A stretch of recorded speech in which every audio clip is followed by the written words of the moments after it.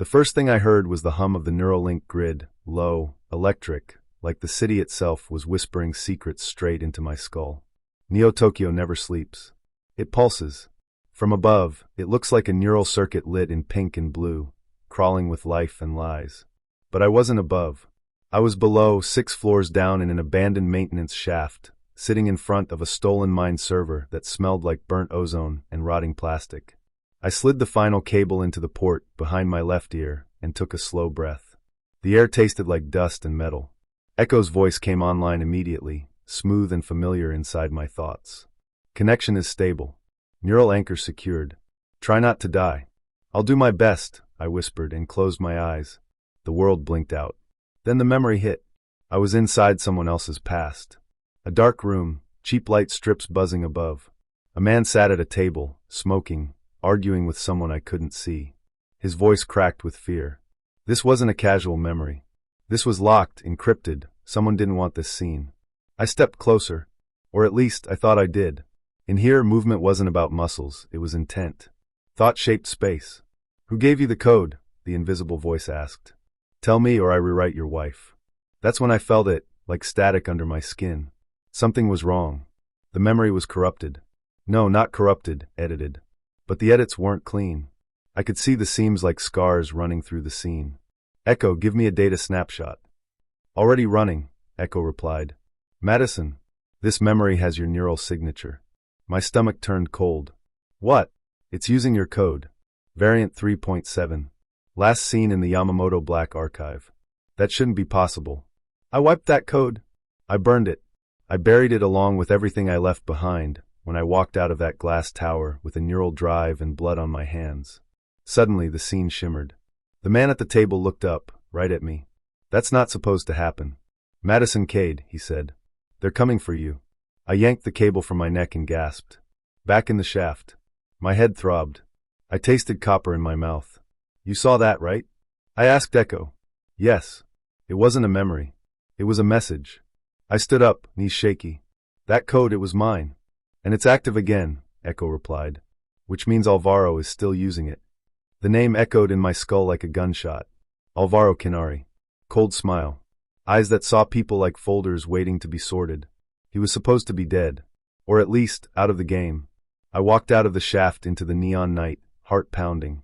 Above me, 1,000 ads flickered across the skyline. Dreams for sale, love on demand, pills to help you forget. All lies. All noise. But somewhere in that glow was the truth. Someone was hacking minds. Again. And they were using my work to do it. I wasn't just in danger. I was the key. And I had no idea what I'd locked away. The memory fragment kept looping in my neural lens like a glitch in an old film. I sat in the back of a forgotten cafe under the Shinjuku rails, surrounded by rusted vending units and flickering lights. The coffee tasted like ash, but I didn't care. My thoughts were louder than the city. The code I'd found in that stolen memory, those cold, elegant sequences, it was mine. Not copied. Not mimicked. Mine. My fingers tapped against the metal table, the pattern of my old encryption signature. I used to hum it under my breath while coding late nights at Yamamoto Corporation. That rhythm was buried so deep in me, I could feel it in my bones. Seeing it again in someone else's neural cache made my stomach twist. Echo pulsed to life on my neural display. That look on your face, it said, voice calm and amused, is either the birth of a theory or the start of a nervous breakdown. Probably both, I muttered. You should get out of public space. You're compromised. I know, but I didn't move. Not yet. I stared at the cluster of data hovering above my retinal overlay. A 3D lattice of shimmering strands, memory code. Someone had used my original neural architecture to build something new. Something massive. Echo zoomed in on one cluster. This strand. Look familiar? I zoomed in. The sequence shifted, pulsed. A viral tag flickered in and out. SALV1. Salvation. Of course they'd call it that. How many confirmed nodes? I asked. 11, just in Neo-Tokyo. 6 more pings out of Shanghai. Low trace signal, high encryption. Spread pattern suggests active seeding. It's already loose. That meant people were walking around right now, their memories quietly infected. Not stolen, rewritten. Who? I asked. Clients. Politicians. Media. Resistance hubs. All high-risk targets. Whoever's doing this is rebuilding the truth in real time. A cold sweat broke down my neck. I leaned back, eyes scanning the crowd. Everyone here, everyone wired to the grid, could already be infected. And they'd never even know. Echo, I said, cross-check that tag with Yamamoto Corp's black box archives. Look for matches under discontinued neural prototypes. My work started as a base layer. The overlay is something new someone built on it. Echo went silent for a beat. Then, archive ping located. Restricted layer. Key required. That meant one thing, Alvaro. Only he would have the clearance to bury my work inside a new project. Only he would be arrogant enough to use my designs and twist them into something worse. My thoughts went back to that last conversation, the one before I burned my access and ran. Alvaro's voice, calm as always. Memories aren't sacred, Madison. They're unstable. If we fix them, we fix the person. He truly believed that, and I'd helped him start it. I pushed away from the table, slinging my jacket over one shoulder. My hands were shaking. I flexed my fingers to stop it, the way I used to during hacks when my nerves got too loud. I need to find Jun Takeda, I said. If they're rewriting memories, they'll target the resistance network. He's the only one who might still remember what we built. What we tried to stop. You know what that means, Echo replied. Yeah, it means I have to face someone who thinks I'm already dead. Outside, the rain had started again. Not the gentle kind. This was thick, greasy downpour, laced with neon runoff and dust from the upper levels. My boots hit the puddles with a hollow slap as I slipped into the alley. Above me, the city whispered with static and light. And somewhere deep beneath that electric skin, my code was crawling through the minds of strangers. Changing them. Erasing them. I'd built a weapon, and now it had a name. Project Salvation. And I was going to burn it out of existence. Even if I had to burn with it. I stood outside a quiet tea stall in the shadows of District 12, where the towers weren't wrapped in holograms and the air still smelled like real rain. Neon bled across the puddles at my feet. The sign above flickered in kanji, half burned out from years of neglect. I remembered it used to say Takeda's place. Now it just said place. It had been 5 years since I last saw Jun Takeda. Back then he was loud, sharp, and stubborn. He was the kind of man who'd rather die than be lied to. He helped me vanish after I burned my last bridge at Yamamoto Corporation. If anyone still remembered the old codes and contacts buried deep in the neural underground, it was him. I slipped through the plastic curtain, past an old android cleaning the tables. The place was mostly empty except for a few old-timers jacked into their memory loops, living their best days on repeat. There he was, June, sitting at a corner booth, sipping from a chipped cup, eyes glued to the old television screen playing a looping news feed. He looked smaller than I remembered. His hair was grayer, face thinner, and there was something missing in his eyes. Not tiredness. Not fear. Just emptiness. I slid into the booth across from him. June, I said. He looked up slowly, eyebrows furrowed. Sorry, do I know you? That hit harder than a fist. I tried to smile, but my throat tightened. It's me. Madison. Cade. His gaze didn't change. He blinked once. Then again.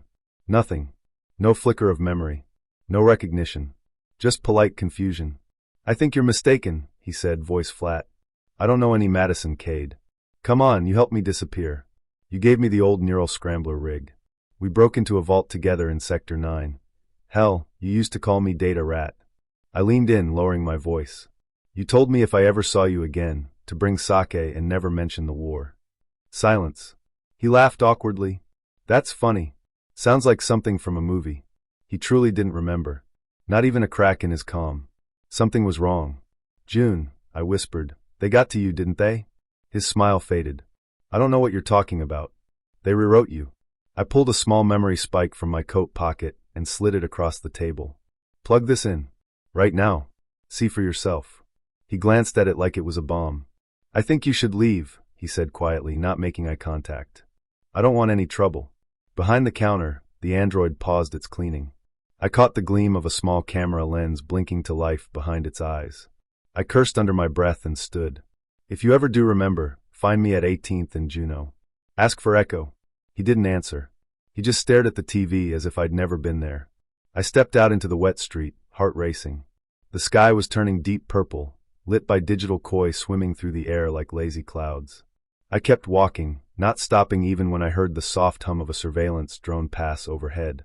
Back in my safe house, I jacked into the grid and ran a scan. June's neural signature had been altered, clean, clinical, and cold. Someone had sliced out years of memories and smoothed over the gaps with corporate filler. No scars, no traces. It was beautiful work. I knew that kind of elegance. Alvaro. He was testing the virus. Not just erasing memories, but rewriting them, replacing them. If he could rewrite June, a resistance leader who once bombed a neural lab with his own hands, then no one was safe. I stared at my reflection in the black screen of the terminal. My eyes looked hollow, tired. There were gaps in my own memory too, moments that flickered when they shouldn't. Laughs I couldn't place. A child's voice in the dark, calling my name. What if I wasn't immune? Then the ad boards outside my window blinked. Every single one. Citywide hijack. All screens went black, then white. One word appeared in bold red across every surface. Forget. And then I heard his voice. Alvaro. Memory is a burden, Madison. Soon you'll understand. The future forgets the weak. The feed cut. Neon came flooding back, as if nothing had happened. But I knew now. This wasn't just about stolen secrets or black market hacks. This was war. And I was already losing. I followed the static hum of the Neuraline as it crackled through the wires above the alley. The rain in Neo-Tokyo never really stopped, only shifted in texture. Tonight, it was thin and cold, misting over my shoulders like fog from a tired machine. I slipped through a service hatch beneath the Hachisuka Towers and dropped into the underbelly of the grid. This wasn't a place for tourists or clean minds. The gray layer was where forgotten memories and dirty code went to rot. Not physical, not fully digital. It floated in a strange space between reality and simulation. The rules bent here. Echo guided me through the cluttered signal maze, his voice low in my ear. Careful, Madison. The neural field here is unstable. Thought fragments are leaking. I nodded, although no one could see me. When I jacked into the layer, the world around me shimmered, then broke apart like glass falling in slow motion. The alley faded, and a new landscape unfolded, hazy, flickering, alive with glitching shapes and sound. Memory fragments drifted through the air like data butterflies, each one pulsing with soft light. I reached out to one. A man's face formed in the shimmer. He was crying, holding a photograph. Then, suddenly, he turned toward me and opened his mouth to scream. But there was no sound. His image shattered. I pulled my hand back. Echo, I whispered. These aren't archived memories. These are broken lives. Correct. This is where they dump the corrupted minds. What you're seeing are the afterimages of tampered neural banks. The virus did this. I moved forward, trying not to get pulled into the emotional noise around me. Each step felt heavier than the last. The deeper I went, the more the layer twisted. I walked past a wall of flickering images, school classrooms, family dinners, protests, and all of them looped endlessly before warping into something unrecognizable. Screams became laughter. Smiles turned blank. People vanished mid-frame. Then I saw it. A pattern in the code. It wasn't obvious at first, but once I noticed it, I couldn't unsee it. The same shapes, repeating like ripples in water, circles inside triangles, always turning clockwise. It was part of the virus. A digital fingerprint. The seed of something much larger. I activated a deeper scan. Echo confirm. We found a sublayer. Possibly a memory tunnel. There was a pause, then Echo spoke again. It's protected. Reinforced with memory guardians. If you go in, I can't pull you out. I smiled just a little. You're not the pulling type anyway. Without waiting for another warning, I stepped into the tunnel. The world stretched and twisted around me. The light bled from blue to red. I was falling forward, weightless, and then I hit the ground in what looked like a childhood bedroom, but it wasn't mine. Toys littered the floor. A digital clock blinked 12 o'clock, over and over. A window showed nothing but static. And someone was standing in the corner. A tall figure with no face, just smooth skin and flickering light where its eyes should be. The memory guardian. It moved the moment I did, fast and silent. I ducked, rolled across the floor, and drew my neural blade, a code spike shaped like a dagger, glowing pale green. It struck first, slicing through the air. I barely blocked it with my spike, sparks flying as code tangled. I felt a sharp pain in my temple, a feedback surge. The thing was trying to overwrite me, trap me in the memory like the others. I screamed and forced my will into the spike. My mind surged forward, slicing through the Guardian's data structure. It hissed and trembled, its body fracturing into wireframe pieces. Then silence. The memory cleared. The tunnel opened. I stepped forward and found what I'd been searching for. A compressed data vault marked, Project Salvation, Seed Node 3. I stared at it, breathless. This was it, the root of the virus. And it was built on my code. I backed away slowly, trembling. Echo, I whispered, we found it. It's real. They're rewriting minds. His voice came through the static, calm but cold. We're going to need backup. I looked once more at the warped room, at the flickers of someone's erased childhood. Then I jacked out, back into the cold of the alley, heart still racing. The truth was out there now, and I was running out of time. The neon buzz of Neo-Tokyo was fading behind me, swallowed by the old city below. Here, under layers of forgotten infrastructure and fractured memories, it was quiet. Too quiet. I didn't come here often. I didn't like what waited for me in the dark. My boots crunched on shattered glass and dust as I stepped into the abandoned neural lab. I'd worked here once. Before the fall. Before I knew what my code would become.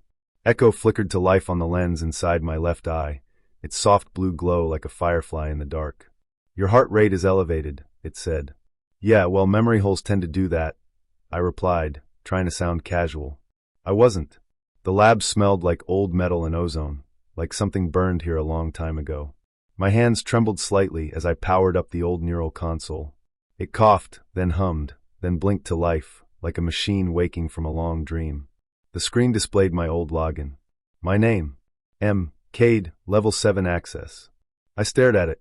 I hadn't seen that name on a corporate system in 5 years. My throat went dry. Echo's voice cut in. You're hesitating. I'm not sure what I'm going to find. Then why are you here? I paused, then answered slowly. Because I need to remember what I buried. I slid the neural jack behind my left ear into the console's port. Cold static kissed the back of my skull, then a flood of sensation hit. Colors. Sounds. Pain. My breath caught. I was falling. Not through space, but through myself. I opened my eyes inside a memory. I was sitting in a lab coat, smiling. Younger. Naive. I was talking to Alvaro. He looked different then, softer in the eyes. We stood in front of a simulation of a memory tree, glowing with vibrant synaptic branches. I felt pride swell in my chest. This is it, Madison, he said in the memory. With this, we can cure trauma, delete pain, edit nightmares. I remembered believing him. The memory flickered. Now I was in a different room. Cold. Sterile. A test subject was strapped to a chair, head wired into the neural net. They were shaking. Crying. Begin sequence, my voice said. But I wasn't in control. I was just watching. The subject's memories began to melt. Childhood, family, even their name. It all unraveled like paper in water. I felt sick. Who was that? I whispered. Echo's voice answered, quiet and unsure. Unknown. Their file is corrupted. But I knew. Somewhere deep inside I knew. The memory snapped again. I stood in a dark hallway, facing a younger version of myself. She looked terrified, cornered. She was holding something in her hands. A glowing memory drive. What are you doing? The other me asked. I have to destroy it, I said. No, wait, don't. She lunged at me. We fell. The memory blurred, broke into static. I gasped and ripped the neural jack from my head. The lab lights flickered. My chest was tight. My heart thudded against my ribs like it wanted out. Echo flickered beside me, more serious than usual. Madison, I've reviewed the data. Your original sequence was never fully deleted. A portion of your memory was self-locked. I stared at the terminal. My hands were shaking. Why would I do that? To protect you, Echo said. You tested the code on someone close. Very close. The trauma was likely too great. My voice was barely a whisper. Who? There was a pause. Then Echo replied. Your younger brother. His file was erased from public record. But pieces remain in the neural vault's backup logs. His name was Liam. It hit like a collapse. A hole in my chest I hadn't noticed was suddenly wide open. A scream without sound. I sat down hard. My vision swam. A brother. A real, living person. Wiped from my mind. By my own hand. I did this, I muttered. I erased him. You were manipulated, Echo said gently. But now you have a choice. I looked up. Outside, the faint glow of Neo-Tokyo painted the clouds. Alvaro had used my code to erase the past, to shape people into tools. But now I understood why he had succeeded, because I'd done it first. I stood slowly. I felt like I weighed 1,000 pounds. We're going to the Neurovault, I said. I want every file. Every trace. I'm getting Liam back. Echo's glow pulsed brighter. And Alvaro? I stared at the dark city. I'm going to make him remember everything he tried to forget. Then I walked out of the lab, into the night. The past clung to my skin like smoke. But this time I wouldn't run from it. I stood in front of the mirror, staring at a face that wasn't mine. The neural overlay hummed gently under my skin, the false identity pulsing just beneath the surface like an electric heartbeat. My cheekbones were sharper now, my eyes a deep amber instead of their usual storm gray. The woman looking back at me was Reina Kurosawa, low-level executive, Yamamoto Corp liaison, perfectly clean record, and completely unaware that someone like me had hijacked her neural pattern for the night. Echo, I whispered, adjusting the collar of the silver-threaded evening jacket. Talk to me. You sure this is going to hold? Echo's voice flickered into my inner ear, calm and clipped. Unless someone stabs you in the cortex and scans your brainstem, yes. You are Reina. Enjoy the party. I sighed and stepped into the elevator, descending from the rooftop of the stolen condo into the waiting lights of the gala. My palms were already sweating, and I hated it. This wasn't like a typical job, slipping into some civilian's memory bank and grabbing a password or two. This was walking into the belly of the machine that once owned me. The lower floors of the Yamamoto arcology stretched out like a luxury cathedral. Glass walls shimmered with digital rain, and above me, synthetic cherry blossoms floated down from hidden vents. A massive sculpture spun in the center of the lobby, an ever-shifting helix of silver memory threads, twinkling with color-coded neurons. It was beautiful in the way a snake is beautiful right before it strikes. I scanned the room. Executives, influencers, cybernetic elites.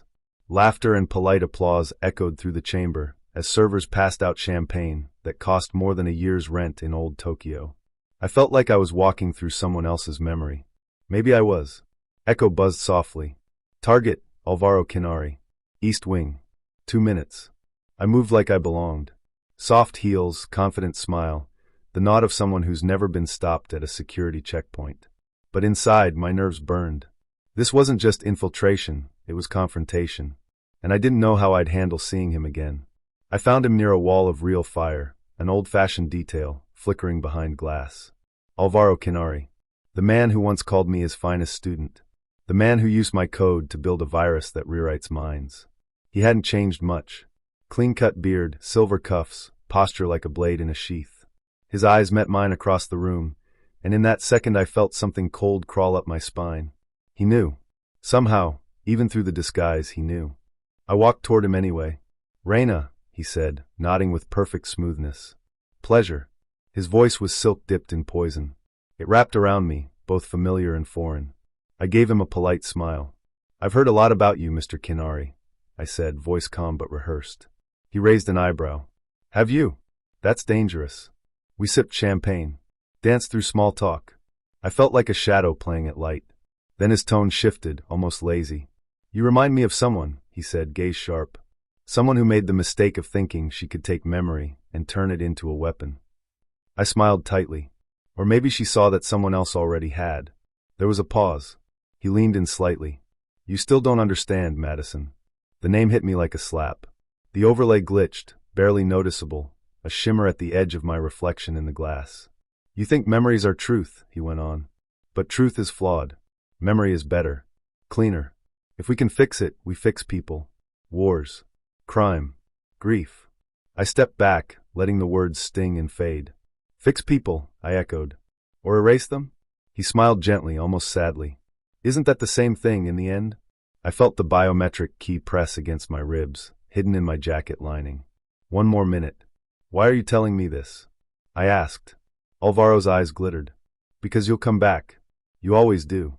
And when you're ready, you'll see this not as a prison, but as a cathedral. I didn't answer. Instead, I turned, walking away with the air of someone unimpressed. The overlay still held, but my hands were shaking. Outside, under the neon haze of the arcology's glass shell, I ducked into an alley and let out a breath I hadn't realized I was holding. The key was mine. But so was something else, his words, coiled like a virus in the back of my mind. Echo crackled back to life. You did it. No, I whispered. Not yet, but we're getting closer. I looked up at the synthetic sky, and for a second, I remembered what real stars used to look like. I had to finish this, before we all forgot who we really were.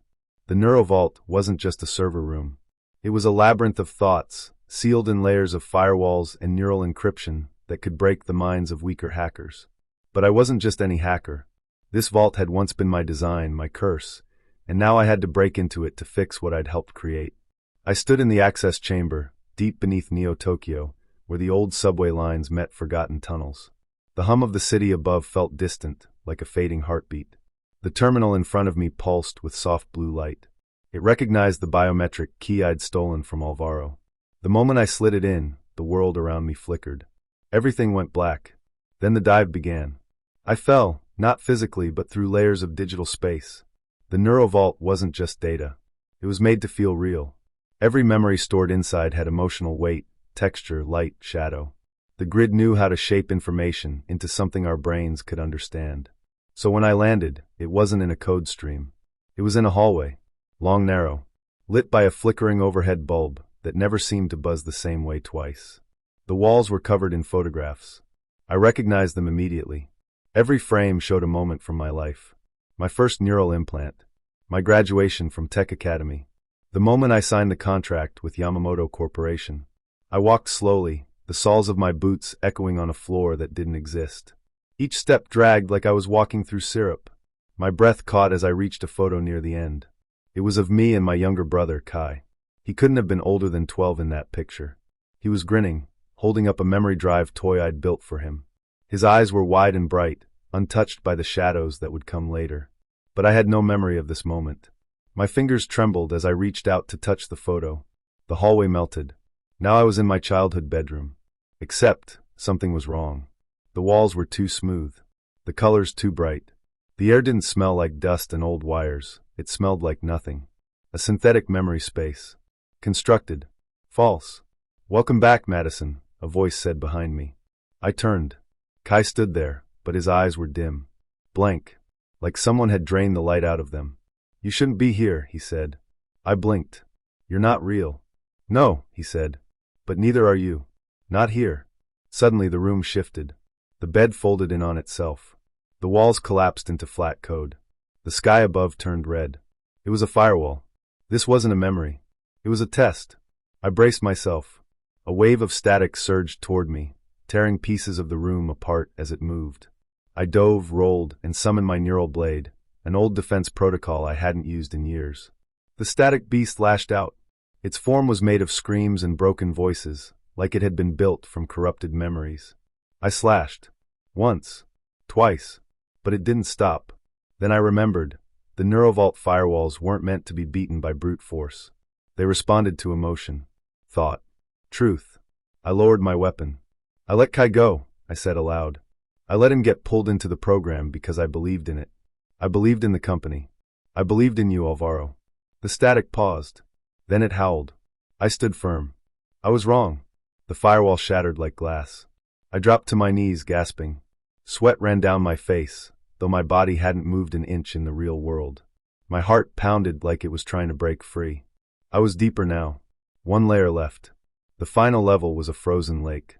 Above it, floating like a giant crystal, was the Project Salvation core, wrapped in black neural code. Memory tendrils flowed from it like vines, searching for hosts. Inside that core was the virus seed. The original code that Alvaro had twisted. The code I had written. The one he had weaponized. I stepped onto the ice. Each step triggered flashes. Memories of those who had already been infected. A woman looking at her daughter and forgetting her name. A resistance fighter screaming in silence as his loyalty was rewritten. A news anchor blinking mid-sentence, now praising the corporation she had once fought. Their memories were stored here, corrupted and rewritten.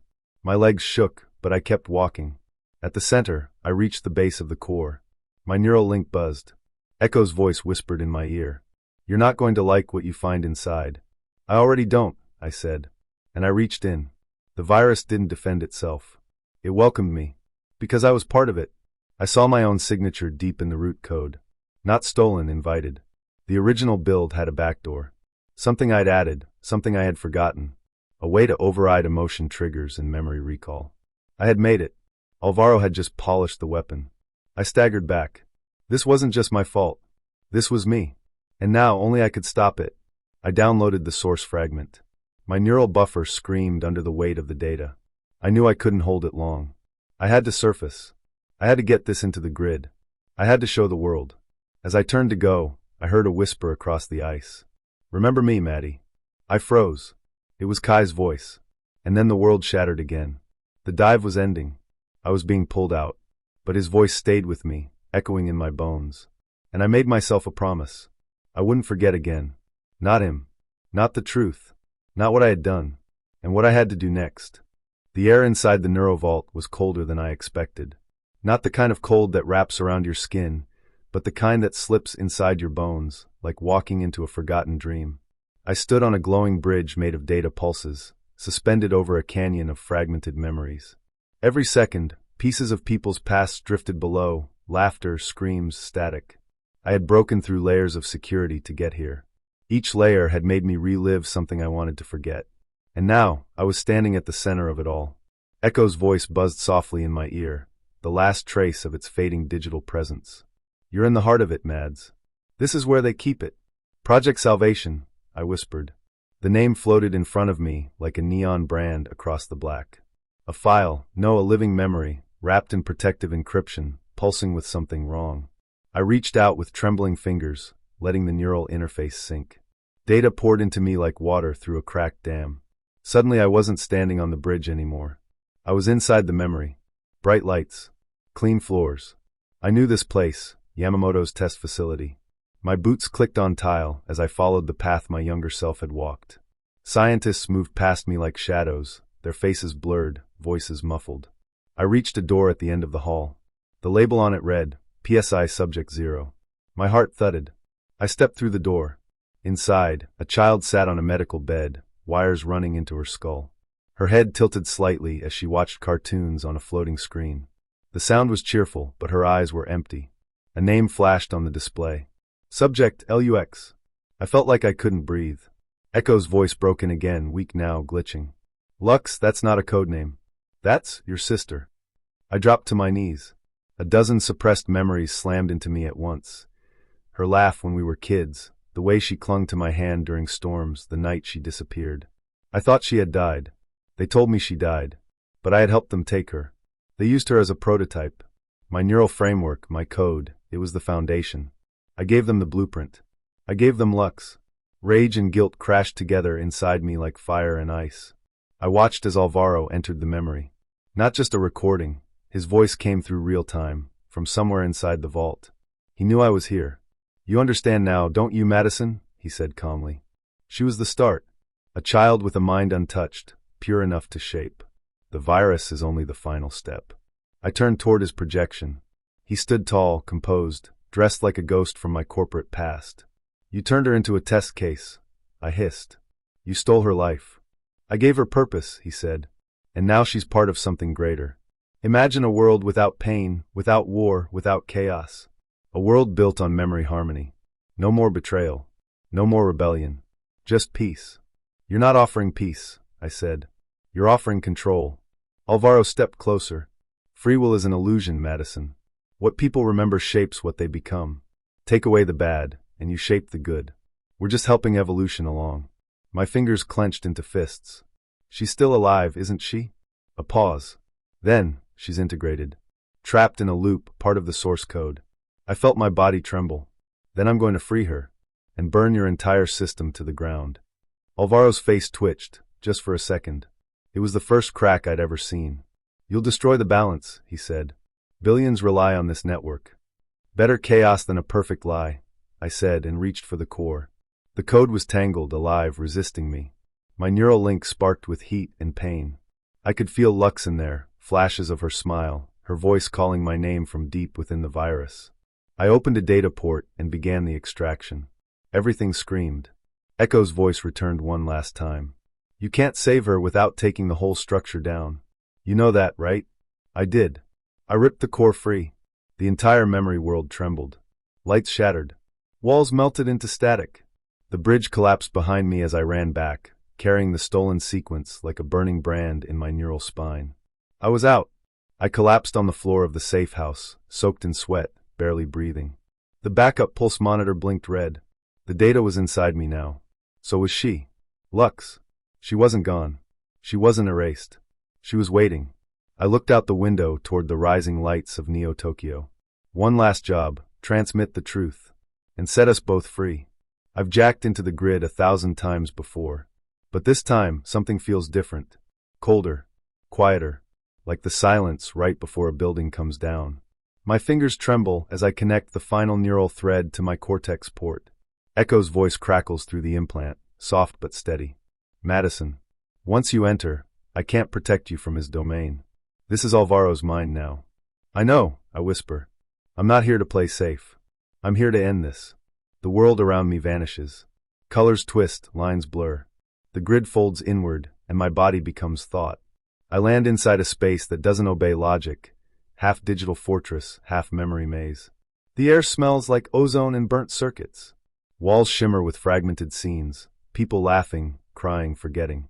And then he appears. Alvaro stands at the center of it all, dressed not in his usual dark suit, but in something far stranger. He's wearing a version of my old lab coat, mocking me. His eyes glow faintly, like they've been lit from within by artificial memory. Controlled, edited. Perfectly still. Welcome home, Madison, he says, his voice deep, slow, and painfully familiar. You came back, after all. This was never my home, I snap. This was your prison, and I'm here to burn it down. He smiles, still clinging to rebellion. How quaint. I walk forward, but the ground ripples like liquid glass. Every step I take brings up old memories, ones I buried deep. My sister's laugh echoing through a hallway. Blood on my hands after a failed experiment. A contract I signed with trembling hands, not knowing what it would cost. You see, Alvaro says, stepping beside me, memories lie. They shift. We don't need to cling to pain. Why remember loss when we could rewrite joy? He waves a hand, and the sky around us breaks open. Above, I see a world he's built. People smiling, working, obeying. No fear, no war, no doubt. A perfect memory loop, endlessly spinning. This is what I can give them. Peace. No, I breathe. That's not peace. That's erasure. That's murder in slow motion. I pull the data spike from my neural core. The virus code, his virus, is encoded inside it. But so is the cure. I just need time. A few minutes to upload the truth across the Neuralink grid. He sees it in my eyes. You really think you can stop me? He asks. I'm not thinking, I say. I'm remembering. Then the world shifts. The sky turns red. And suddenly Alvaro isn't talking anymore, he's attacking. His mind lashes out like a storm. A wave of synthetic memories crashes toward me. Blissful childhoods, fake victories, false dreams. They hit like thunder. I stagger back, feeling my own thoughts tangle with the false ones. I almost forget who I am. But then I hear her voice. My sister's voice. Don't let them rewrite us.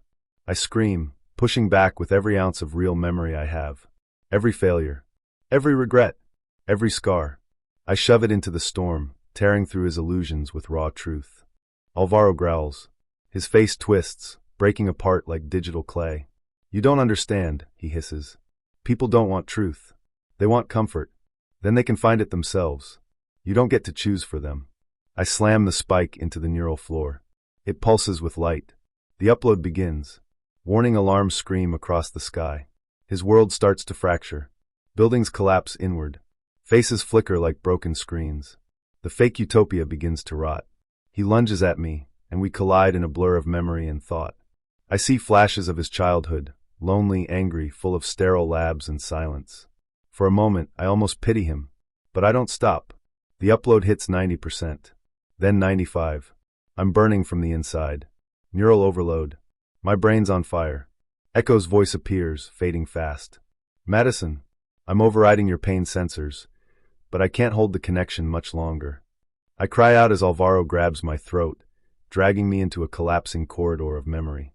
I built this world, he snarls, and I won't let you tear it down. You already did that, I whisper. One last push. My hand grips the spike. I shove it deeper into the floor. The light goes white. The grid explodes. Then silence. Just silence. And darkness. The moment I connected to the Neuralink mainframe, I felt it, like falling into a sea of electric memories. My thoughts stretched thin, pulled across 1,000 neural threads. The world outside disappeared. My body? Gone. Only my mind remained, floating in a storm of data. I stood inside the vault. Or maybe I was just imagining it. That's the strange part about diving into raw memory space. Your brain fills in blanks with whatever makes sense. For me, it looked like a cathedral of light, each wall made of moving memories. Some flickered like broken film reels. Others played in sharp, painful detail. In front of me stood Alvaro. He looked calm as always, a suit made of shifting code wrapped around him, glowing with every step. "You never understood," he said, his voice echoing through the vault like a whisper in glass. "Memories are not truth. They're structure. We give people peace by shaping the past." "No," I said, stepping forward. My voice cracked. "You give them chains and call it peace." He smiled. "And what are you offering? Pain? Chaos? Regret?" I didn't answer. Instead, I opened my hand. The stolen code floated there, spinning like a silver gear, pulsing with light. This was the original signature, the clean copy of Project Salvation. If I uploaded it to the public grid, everyone would see the truth. But to do it, I needed time, and Alvaro wasn't going to give me that. He raised his hand. The vault around us shifted. Suddenly, we weren't standing in the cathedral anymore. We were inside my old lab at Yamamoto Corporation. The same polished floors, the same glowing monitors, the same screen that once displayed the first simulation of the memory weapon. He was dragging me into his reality, into my own memory. I turned and saw myself sitting at a desk, a younger version of me, laughing as the simulation succeeded. She didn't know what would happen next. Alvaro appeared beside her. "Do you remember how proud you were, Madison? You built this. I destroyed it." "No," he said calmly. "You ran. You never finished what you started." The room cracked. Static bled from the walls. My thoughts began to splinter. The connection to the upload was still open, but barely. I needed to focus. I closed my eyes and reached inward. "Echo," I whispered. "I need you." My AI's voice buzzed through the static, weak but steady. "You've got maybe 2 minutes before this mind space collapses. Upload now or never."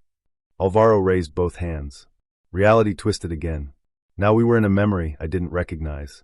A street, rain falling in slow motion. A child, my brother, running from something. Then darkness. "What is this?" I asked. He looked at me, unblinking. "A memory you erased." "No, that wasn't possible. I never." The child turned to face me. His eyes were wide. He was crying. He whispered my name. It hit me like a punch to the chest. I had buried this. Years ago. I chose to forget him, to keep the prototype hidden. The pain had been too much.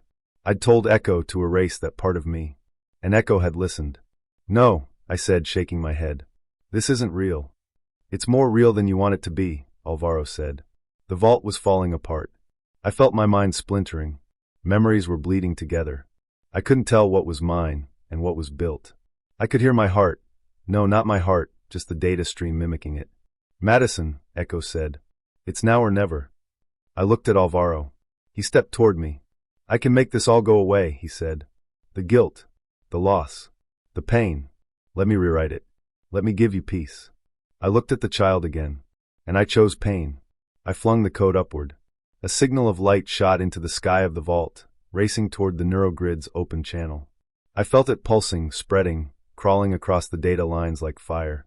"No!" Alvaro shouted. He tried to stop it, but it was too late. The code had launched. The truth was out. He screamed, and the world around us shattered. The vault collapsed. The lab disappeared. The child vanished. And then, everything went dark. I drifted in the void, barely aware of myself. The connection was breaking. My thoughts unraveled. I didn't know if I'd wake up. I didn't even know if I was still me. "Echo!" I whispered one last time. But there was no answer. Just silence. And the faint, distant sound of memories being rewritten across the world. When I woke up, everything was quiet. Not the kind of silence that makes you feel safe. The kind that feels like the city is holding its breath. My head ached, deep and pulsing, like a broken wire buzzing behind my eyes. I was lying on a simple cot in a dim room. The walls were bare metal, stained with age. The only light came from a cracked screen on the far wall, glowing with a weak blue hue. A soft hum filled the air, low, constant, mechanical. Somewhere beneath me, the power grid was still alive. I sat up slowly, my fingers trembling. My memories were disjointed, scattered like broken glass. For a moment, I didn't even know where I was, or who I was. Then it hit me. The neurovault. The memory virus. Echo's voice fading. The upload. It all came rushing back like a flood breaking through a dam. I had done it. I released the truth. Project Salvation was exposed. Yamamoto's perfect lie had been shattered. I stood, legs weak, and walked toward the door. It slid open with a rusty hiss, revealing a narrow hallway lit by flickering lights. I followed it, my footsteps soft, echoing against the metal floor. At the end of the hallway was a small control room. A man sat at the desk, eyes glued to a row of surveillance monitors. When he saw me, he stood quickly. "You're awake," he said. "Good. We weren't sure you'd make it." "Where am I?" My voice was rough, like I hadn't used it in days. "Resistance Safe House. Sector 4, below Old Shinjuku. You've been out for 16 hours. 16 hours. That was all. It felt like weeks had passed inside my mind. I moved toward the monitors. One showed the streets above, Neo-Tokyo, but different. Not calm. Not in control. People were flooding the streets. Protests. Marches. Fires in the distance.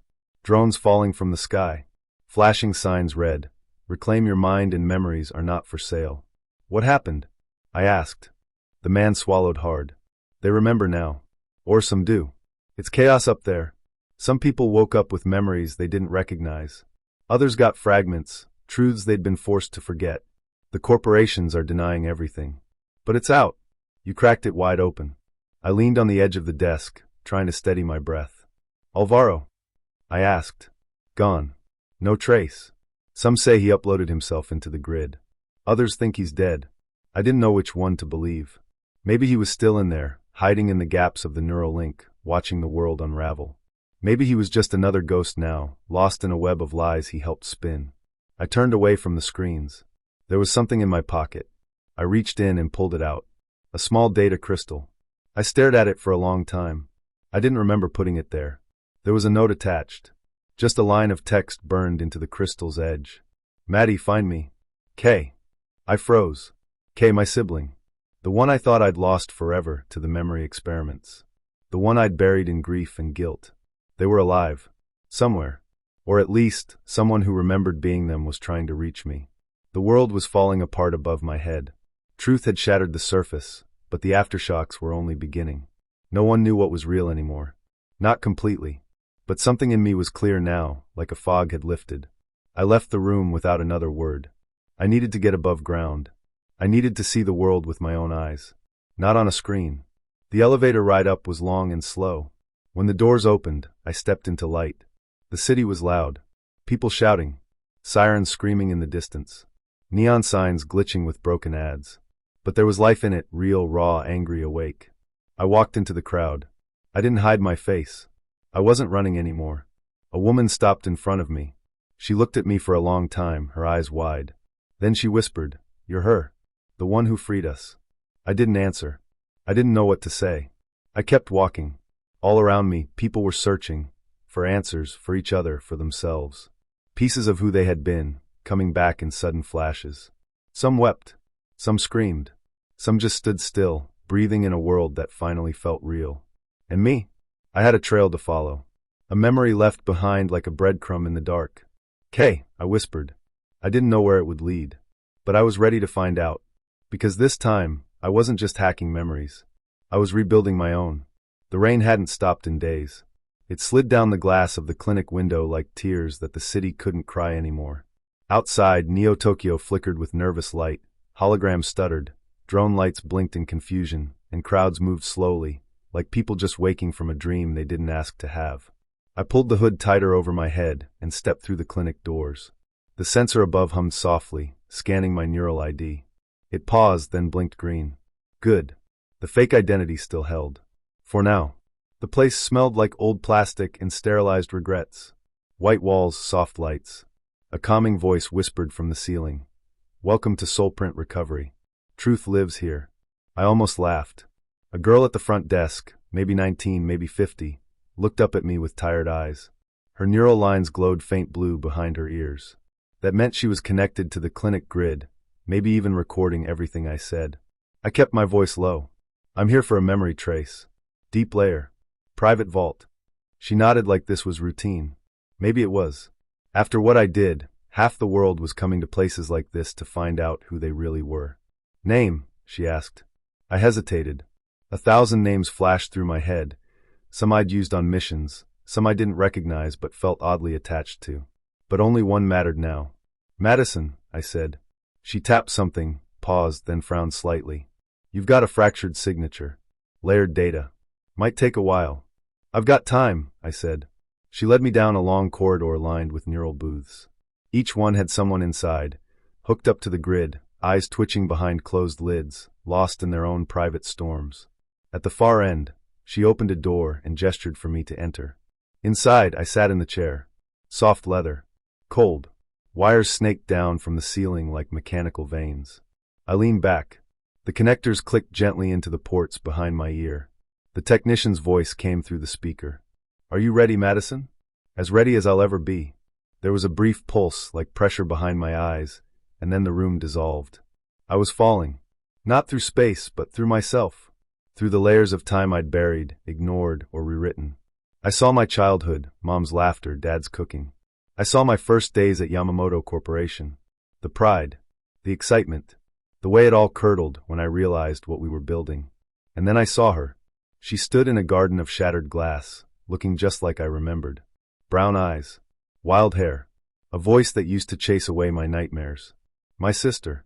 I walked toward her, heart pounding, afraid to blink in case she disappeared. You came back, she said, voice cracking like a broken song. I never meant to leave. They changed me, she whispered, tore out the roots and planted silence. I'm going to help you remember, I said, even if it breaks me. She smiled, and for a moment, the garden became whole, flowers blooming, sunlight filtering through clear skies. A memory restored. Then I was yanked back. My eyes snapped open. The booth lights flickered. The technician's voice was shaking.